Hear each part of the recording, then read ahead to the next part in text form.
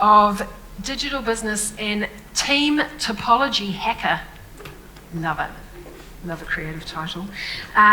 He is the former CEO and co-founder of Trinio, which is a digital consulting services provider, headquartered and founded in Christchurch, Otatahi, local hero. We love it. He led a multinational expansion and growth strategy, which culminated in the acquisition of that by a Canadian company, Traction on Demand, and subsequently by the US giant Salesforce. So we share the same beliefs. Abhinav is a firm believer that people matter most, which is good, and that great relationships yield the most long-term value and underpin a team's chances of achieving any objective.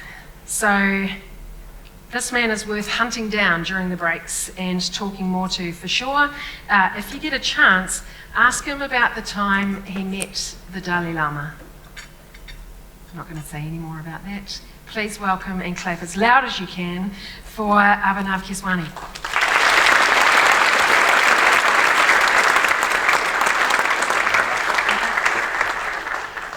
Hey everyone, how's it going?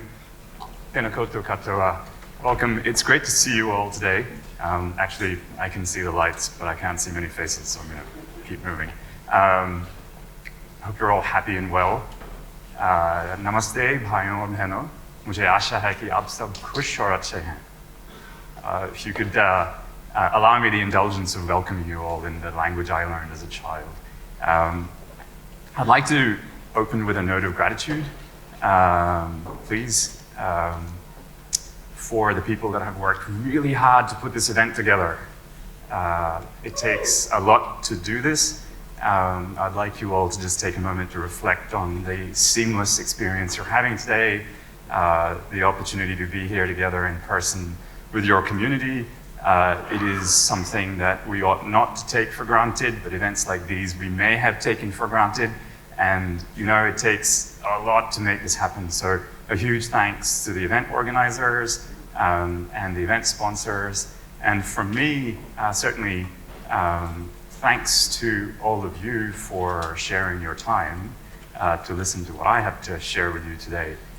Time is the most precious resource we have, so I thank you for your time today. So I've condensed my long topic title to this. I'm going to talk to you today about highly effective distributed teams. And what I'd like to do is commence by defining a couple of terms here. So effective, for a start, is really contextually scoped to your circumstances, to your experience, you know, about the organization that you work within. What are the values of the organization? What are their objectives over time?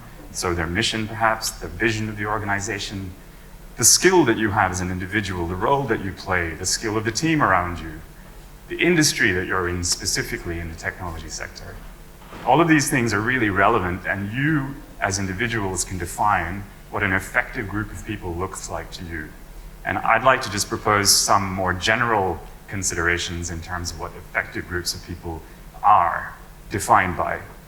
So number one, they are happy and joyful people. They are productive people. They understand that the value that they contribute, and they feel they contribute value, lines up exactly with the success of the organization. They have a satisfaction in what they do, therefore. They're a well-connected group of people, connected to each other. No one flies solo. And they work in a fabric of trust, which takes time to build up. And that is done through the opportunity to have rich dialogue with each other, which to me is a really key descriptor of an effective group of people. And then I'd like to define distributed. And a number of us, when we think about distributed teams, can conjure up thoughts of thousands of people working for a massive company, distributed all across the world in many different nations, spanning many borders, multiple business units, many time zones, lots of disparity, but coming together as a whole to deliver a or many products. And perhaps many of you work for companies like that today or will do in the future or have done in the past. But I'd like to propose a different concept of distributed as well. So think of this, a two-person organization. These two people live in the same city. It's a busy city. They live on opposite sides of town. They lead different lives, and they have different needs, and their lives are integrated into work differently. So they see each other whenever they can, but they work apart and yet together using asynchronous techniques. Now, they're co-located in the same city, and yet they are a distributed team because they apply flexible working practices, which I think is the thing that we've really learned about in the last couple of years, thanks to the pandemic that we've just experienced and are still experiencing to some degree. So you can see how distributed can mean quite a bit in a wide spectrum, and I'd like to keep an open mind about this as we progress. So I have a little bit of experience when it comes to starting small and going big, whatever big means to us all. Meaning that you start somewhere and you grow out into a multinational organization where you're working with people all over the world, and that creates a distributed interaction. And I would say to you that operations and logistics are your second or third order concerns, and I am not here to talk about this topic. If you'd like to talk about ops and logistics, about growth, being one of the pillars of our conference today, I would happily do so. I'd love to share anything I know if it's of help to you, but we can do that after this. I can even present about this topic separately. So my contention is that there is a first order concern. If your intent is to grow your team into a distributed team, by definition, I think distributed and growing teams are diverse teams. And I'm not here to talk to you about the benefits of diversity. That's something we should all reflect upon. I might mention a couple of points as I go. But what I'm going to talk about today is the notion that you have to prepare really well to curate a thriving and diverse culture if your organization's intention is to grow, is to expand. And so I would say that the first order concern that you have, that we have, is inclusivity. And it should come before diversity.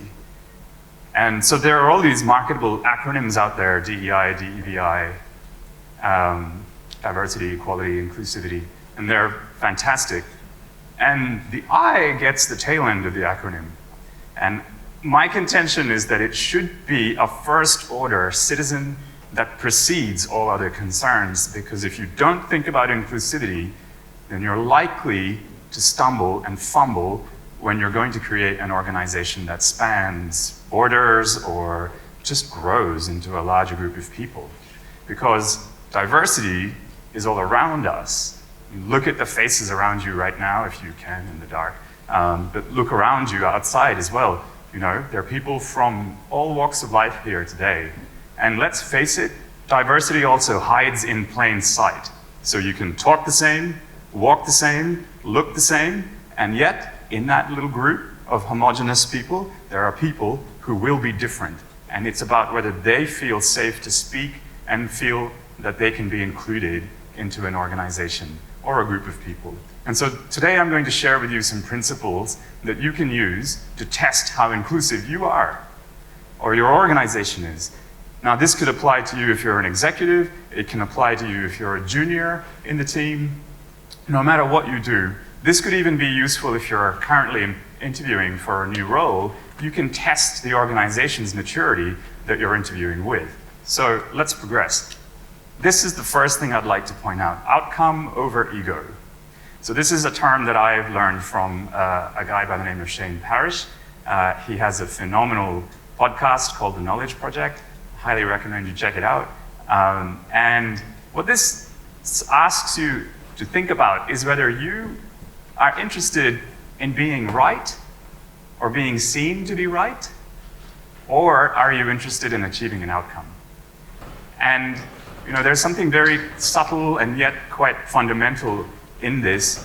What this asks you is if you're an objective thinker and whether you are walking into any interaction with people maintaining an open mind, taking all the inputs that you can in order to be able to achieve an outcome to the best ability. What this touches on is, I think, is probably the most challenging and yet most rewarding aspect of diversity, which is cognitive diversity. So if you start working with people that are from, another country or another town or the same town, the person sitting beside you, people think differently to each other, right? And that is so valuable. There's a lot of learning within that, and that is where innovation comes from for a lot of organizations. So this asks you to check. When you're having a conversation with someone and they present, an opposing point of view to yours, do you have this feeling like perhaps you're taking it personally? I do this all the time, I'm only human. You are below the line that you can see at that point. And so you check in and say, okay, I'm below the line and that's not okay. I'm going to pause, I'm going to step back, I'm going to breathe, I'm going to reset my motivation. I am focused on the objective, the outcome, and I'm going to come above the line, and I'm going to re-engage with this individual or people that I'm talking to who are presenting an opposing point of view. Why is that? Maybe they just speak the language you use differently to you. Maybe you just need to work to seek to understand what they're trying to share with you. And this is really key, because without really good alignment between people, it's very hard to create that effective group of people that you look for. So, my thought here to lead us to the next step is that you have to be able to create an environment where people can present that opposing point of view. This is about listening, and then the next thing is about allowing people to speak. And so this term, radical mutuality, I learned whilst reading a book called The Second Mountain by David Brooks, who's a journalist and author from the US.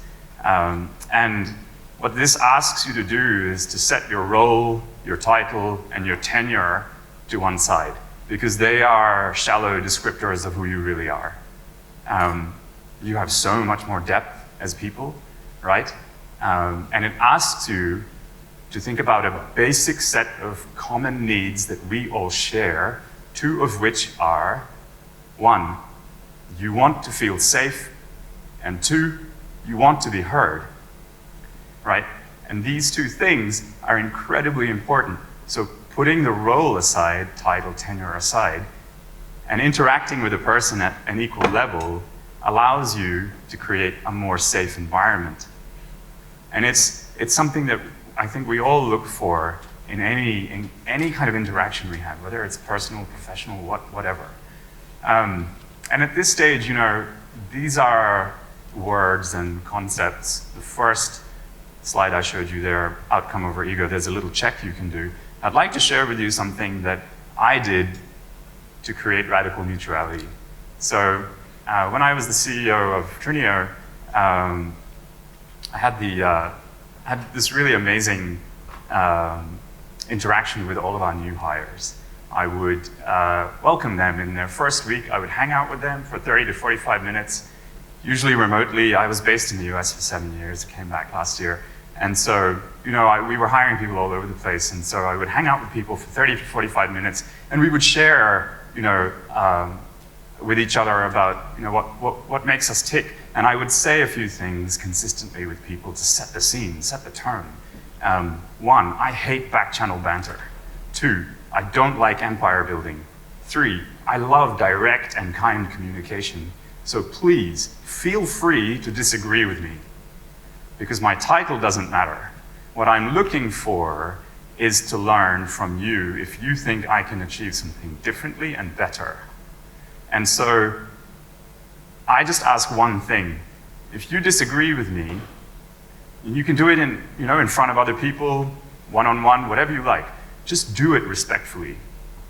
And so this talks about setting the scene and setting a tone at the leadership level, and then that permeates and filters through an organization widely. And if a person hears this in week one, and yes, the title does matter in this case from the CEO, then they're set up to continue in a manner, hopefully, that allows them to feel safe to speak.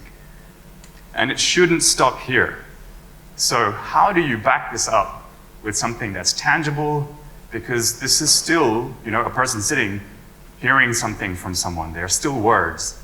So in action, what you can consider is the notion of refreshing transparency. And I debated whether I would change this slide to disarming transparency or refreshing transparency, but disarming seems to have kind of a militant tone to it, and I'm a total pacifist, so I changed it to refreshing transparency. What I'm trying to say here is that if disarming or refreshing transparency allows people to lower their guard, and it allows people to relax a little and begins the process of building trust. And so I would follow up my statement around inviting respectful dissent by asking people to look through the long history of decisions that we had made as a business that were all documented openly for everyone to read about and see, with all of the inputs that went into making the decision, the opposing points of view that people had, the pros and cons around that decision, the decision that was made itself, and then retrospectively we assessed whether it was the right call given the circumstances, and then if the circumstances changed, did we adapt? And so it's a very powerful tool to be able to showcase this. And I made some controversial decisions. I turned down some very lucrative work in the height of the pandemic, purely because there was a massive value clash. And it could have had a massive effect on the livelihoods of our team. But things like that, when they're expressed transparently, really are very useful to building that notion of trust and dialogue, and showing that dialogue is safe and it's good. So, second example for transparency, and this one's a bit controversial, so if you want to, you can put on your imaginary seatbelt. I feel like organizations should publicly publish the salary bands for all roles and levels that they're predominantly hiring for. And what this means is that you create a very fair sense of treating people. And this is so polarizing. You have the hell yes camp, and then you have the hell no camp, and everybody has a valid opinion. I'm not saying one is right or wrong. There are nuances. Never assume that anything is just so black and white that something is right and wrong. Look for the nuances. So it is a nuanced thing. Some people fear the competitive advantage that others will have if the salaries are visible publicly. And others just embrace this and say, look, this is just our way of stating that this is the structure that people can reliably and faithfully join, knowing exactly where things go for them. And you know what, from my point of view, this tackles the age-old story of subjugation, which is gender parity. So talk about making an inclusive environment. If you do something like this, it gives you the opportunity to welcome a new hire into your company, into your organization, and they just know where they stand, and it's easy to begin. And again, this is that little beginning of building trust, which is, it takes time to build, and you can lose it in a very short time. So don't dive into doing this, please. What you should do, if you're going to do something like this, is start small, look within, make sure your existing team is treated fairly, compensated fairly, do all of the research you need to do, and then go publicly with your salary bands. So when should you do this? Now, I think maybe you have a feeling that the things I've shared with you so far are applicable widely, and they are, but they're really important if you're an organization of one. That's the perfect time to start. Because the moment you become an organization of two, many of these things at varying levels become incredibly important. And then when you grow further and further, especially if you start interacting with people from different places, these things become incredibly important, because you miss out on so much if you don't pay attention to creating an inclusive environment. So start now. And secondly, don't just do this once. It's very easy for us all to become complacent and to hang out in the safety of our echo chambers, where we're all saying the same things, and you lose the opportunity to hear a different point of view. You've got to create the space for people to be able to contribute in ways which are unexpected. And that's where I think the most successful organizations focus, especially more progressive organizations anyway. So test often. Do this again and again and again. And it will lead you to creating, hopefully, a very effective group of people that work together, whether they're, again, a distributed group that's hanging out in one place or a distributed group of people that spans borders. So I'd like to tell you a bit about myself at this point. I've not really introduced myself beyond what Pip said earlier. You know a tiny bit about my career, but there's a reason why I care about this so much. I was 8 years old when my family immigrated from India to Australia, and I knew this would happen. Just give me a second.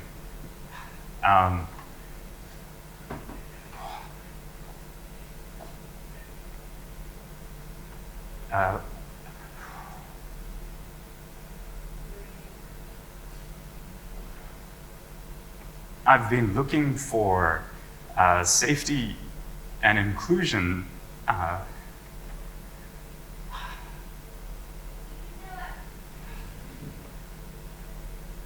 since that age. Moving to Australia and Sydney, particularly in the mid-'80s, was not an easy experience for a kid that stuck out. And so I had the great circumstance of being in a very loving family, in a very loving home. And outside of that, I just looked for safety and the need to be accepted. And so this has been something that is within me for a very, very long time. And naturally, I strive to create the same for other people, where people feel safe and included. And so that is why I would say this is my personal bias, that I would rate this as a first-order concern if you're interested in creating a really highly effective group of people. And yes, let's face it, the people of your organization and the people around you ultimately define the ability for your organization to be successful, whatever it is that you're achieving or setting out to achieve. So thanks very much for your time today. And I switch over to Q&A mode.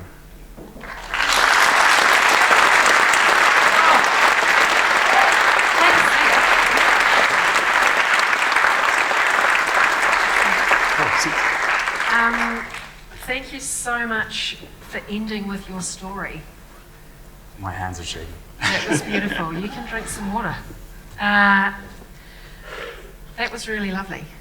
Thank you. I've taken like a ton of notes. So I want to just ask you my own questions, but I'm not allowed to do that because we can talk further.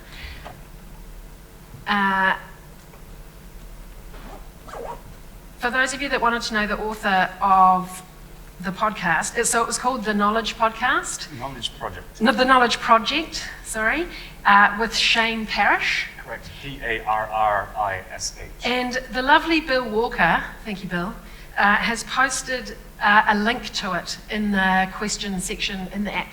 So he's done all the hard work for you. Thanks Bill, you're amazing. All right, so into these questions. The top one is around how do you encourage all team members to have a voice? Because it's easy for some people, they'll always have a voice, but the ones that don't necessarily. I think you begin, so to me, practice is really important. So, you know, you do something 10,000 times and you become very good at it, or you decide to do something else. And so practice is key, and then leading by example is key, so those that do not feel perhaps comfortable to speak, when they see examples around them in, you know, mechanical ways. Let's say we are engineers and we are providing each other peer review. You see how someone does it. It's then easy to emulate something like that and follow by example. And so I think you can create patterns that people can follow, and then also break out of if they would like to. It comes down to practice and structure and seeing others do it, for what it's worth. Yeah, nice. And a lot of what you talked about is around that empathy piece. Like empathy is such a big part of the listening and seeking to understand and Yes. doing all of that. How do you solve dissent once it has been exposed? I don't look to solve dissent. I like a bit of anarchy, actually. I like it when people present different points of view. And actually, I would rather an opposing point of view just be put on the table for everyone to see. Because it's just so much easier to talk about something when it's out, rather than pretend that it's not there. I don't solve for it. I would then engage in dialogue. Open dialogue. So we used a wiki where someone could write something. Every single person in our company could write a company-wide blog post at any time they wished to, and they could be as dissenting as they wanted to be. And then others could comment. And this was a phenomenal way of creating a culture where people were able to speak. Yeah. I love that. What was the hardest challenge with transparency that you've come across, and how did you move forward? I think so there's two things I would mention. People don't trust to start with, right? So they want to be able to enter an organization and people naturally will start small when they enter and they build trust over time. And so they would still be cynical and doubt, does he really mean what he say, or is he going to kick my ass if I say something that's opposing to what he thinks, what is this really about? And so that would naturally grow over time. And so that was one of the challenges. And people would just generally slowly, adopt the pattern of being able to speak. And then the biggest challenge was some people just never did. We lost one of our teammates to suicide. He never spoke up. And, I used to ride bikes with this guy all the time. I knew him somewhat personally as well. But transparency only goes so far. And you can do so much to create an open environment. And there is also a pandemic of loneliness happening right now. So one of the slides I thought about putting up was connection over loneliness, and as a principle to think about, and that aids in people being more transparent with each other. But I always reflect and think we could have done more there. I could have done more there. It's a great loss, really. But people will take this as far as they will. Yeah. That was lovely. Thank you, everyone that has contributed questions. Track this man down during the break. There's a lot to talk to him about. So thank you very much for joining us. Thank you. Enjoy Great the to be rest here. of your day. Thank you.